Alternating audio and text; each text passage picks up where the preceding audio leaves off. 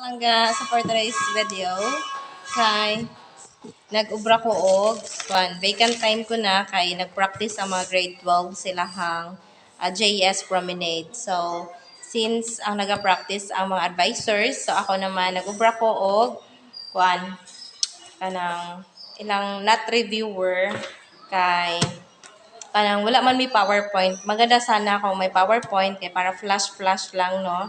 Unya kani kay wala man may PowerPoint o may PowerPoint man wala man sad may kuryente. So ang ending ani kung ako po siyang i-photocopy or ako siyang i-print ang tanan, kulang ang amon bond paper kay approaching na po ang amoang periodic exam. So ang pinaka-option lang gayod for me kay ako siyang isulat sa Manila paper. So by 20 items lang sa kada subjects, then pagkasunod naman 20 items, sa yun ana lang.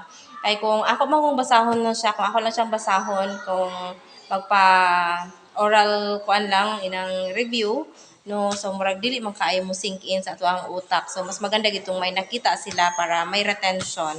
So kaganiha ako siya na compare kay nagsugod ako kaganiha 1 to 2, then 2 to 3 nagkuan ko ang 1 to 2 nagamit ko og visuals, and then taas ang ilahang nakuha nga scores, samantalang ang 2 to 3 nga time slot naman akong gigamit na pod kanang nagbasa lang nako twice ang questions, and then namili sila sa choices kay multiple choice man lang ang reviewer.